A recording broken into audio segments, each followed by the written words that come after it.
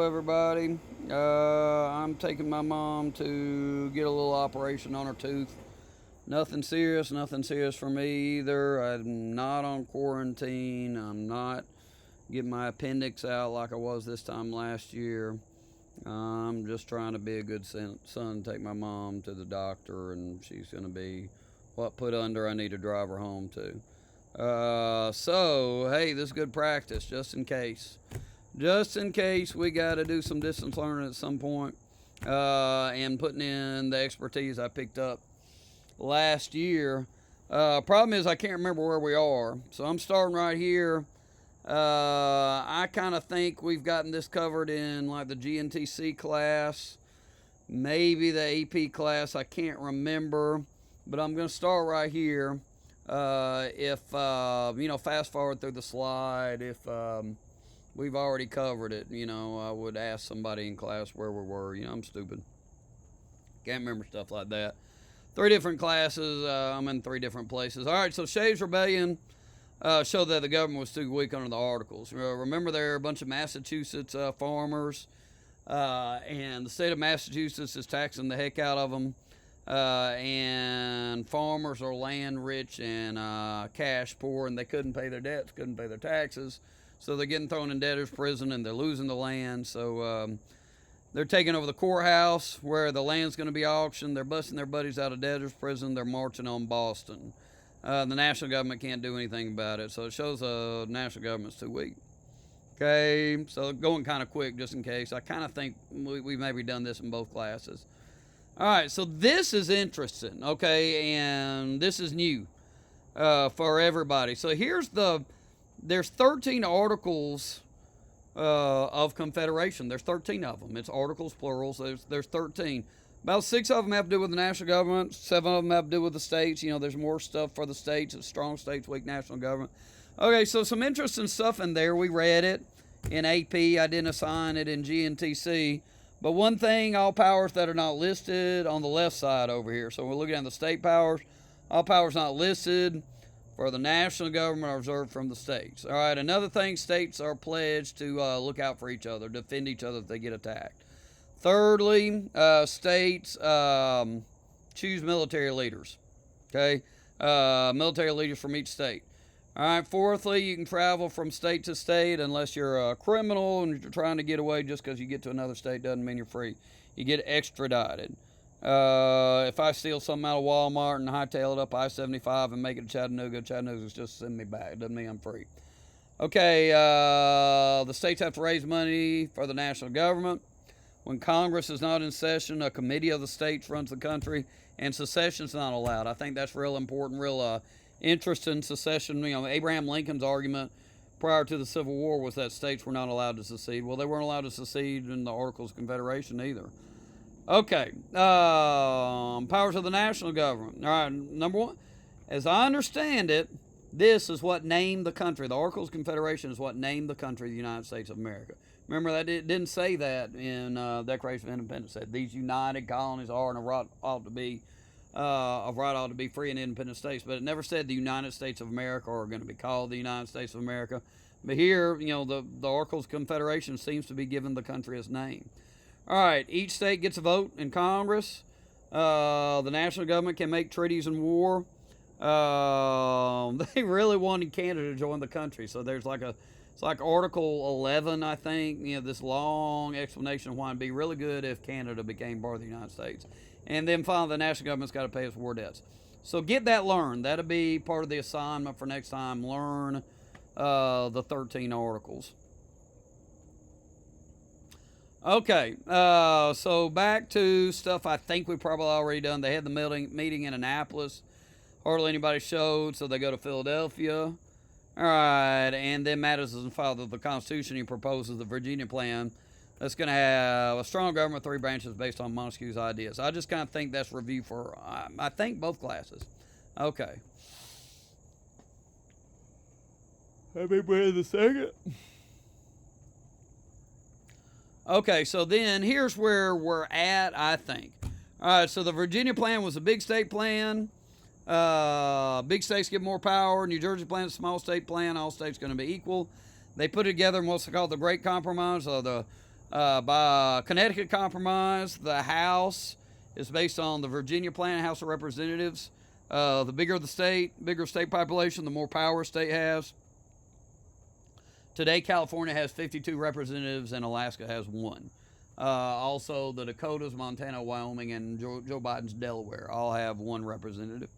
All right, Georgia's got 14, Texas got 35. So, the bigger population, the more. All right, and then the Senate's based on New Jersey plan, so regardless of population, everybody's got 2.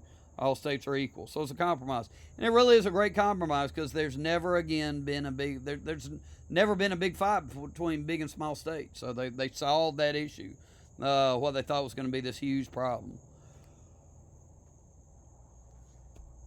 Not so in the case of slavery. They just kicked the slavery can down the road and said, we'll deal with it later. So are you counting slaves when you're counting the population for the House of Representatives? And the South says, yeah.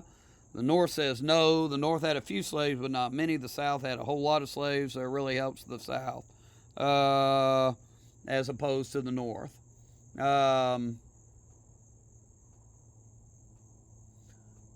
And what? I think Isiel's in, he's not in today's class. He's in 4th period on Gold Day, pointed out that really gives a lot of the South a lot of power here in just a second. All right, but the 35th compromise, you count 3 out of every 5. So 4 of the first 5 presidents were Virginia plantation owners. So I mean, it helps the South in the Electoral College. And then you add this one. Let's see.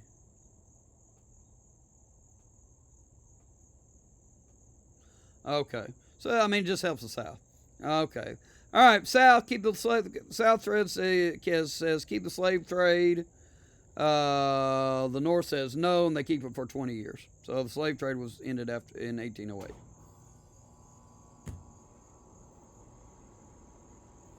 Review it. Nothing there. Okay, I think this is new for everybody.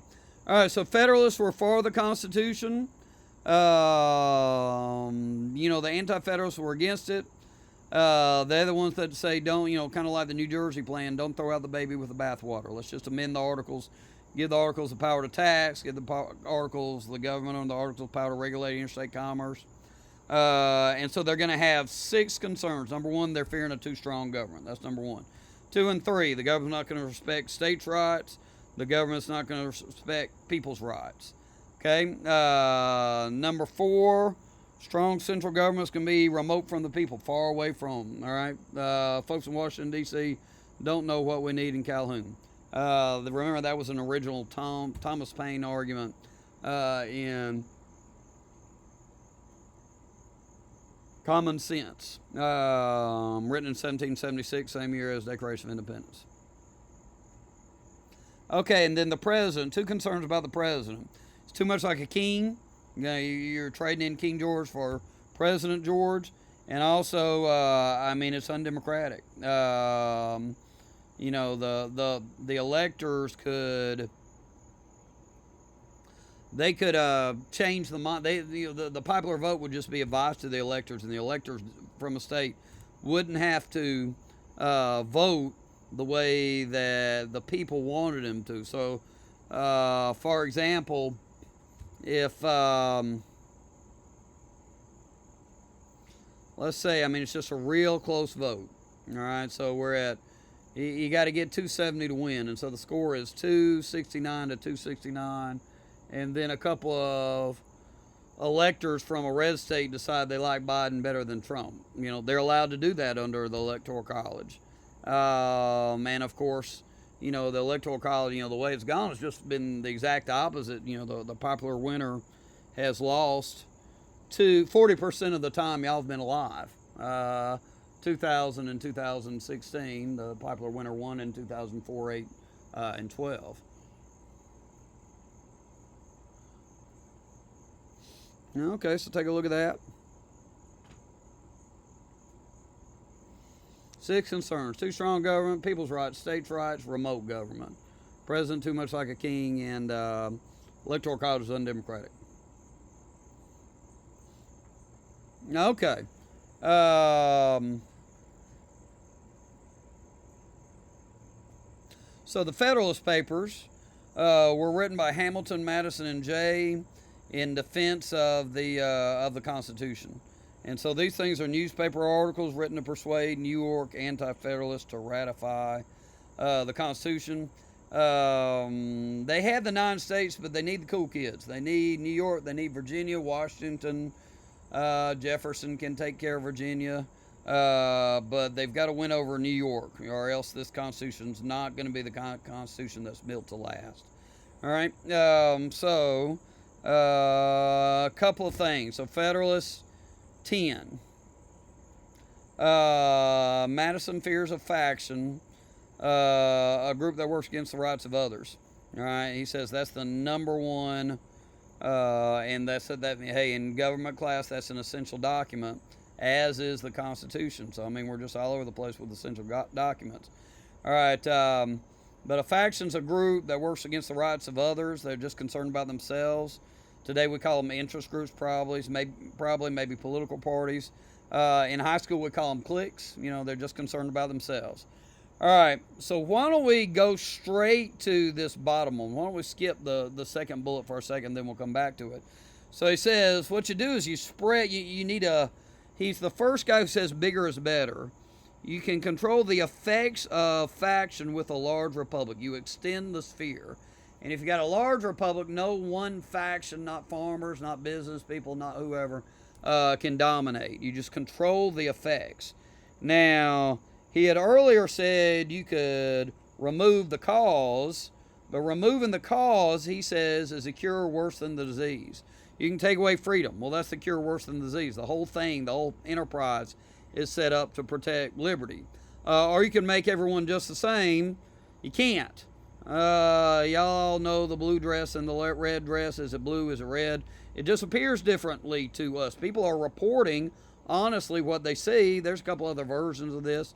Now, you know, they just think. Hobbes famously said, things just appear differently to our senses. We see things differently. It's not that we're evil. It's not that we're making crap up. We just see it differently. And for that reason, you know, we kind of got to be tolerant of each other. But you cannot make everybody exactly the same. So what do? You spread the factions out. You can't remove the causes by taking away liberty or making everybody the same. But you can control the effects by spreading out the factions and making sure nobody dominates. All right, 51, famous lines. We learned them last year. If men were angels, no government would be necessary. So he says, hey, we're not angels. In the state of nature, if we had the ring of Gyges on, we might do bad stuff. So you need a strong government. All right, Shays' Rebellion kind of proven that. You know, have the Articles of Confederation just not strong enough. All right, if angels were to govern men, neither internal nor external controls would be necessary. Trump ain't no angel. Generally speaking, the president's not an angel. So you control the rules with elections.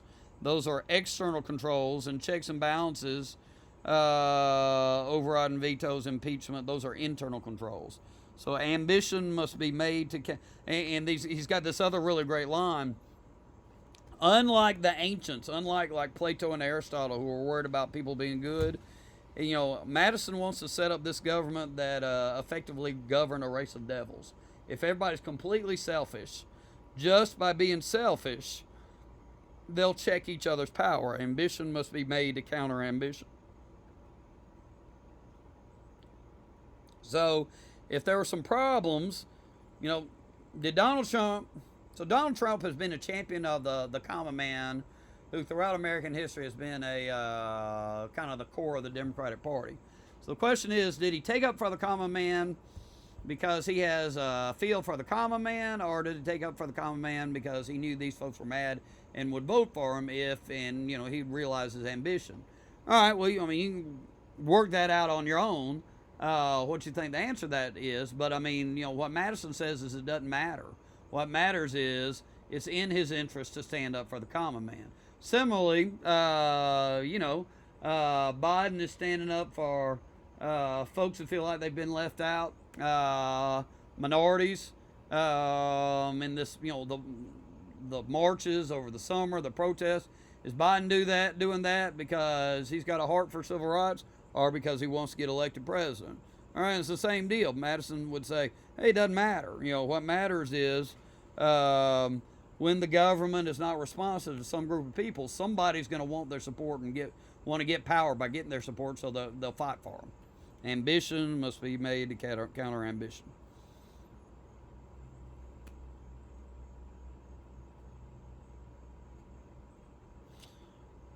Okay, let's see. So that was number 4. It was probably number 3. But I'm going to give everybody those Constitution papers, and that'll be a good thing for everybody to work on while I'm gone, and just turn them in when you get done. So that gets you reading the Constitution pretty closely, doing some close reading of the Constitution. Okay, let's see. That whole thing probably wasn't 20 minutes. So you really have had one of those mini lessons today like the administration likes.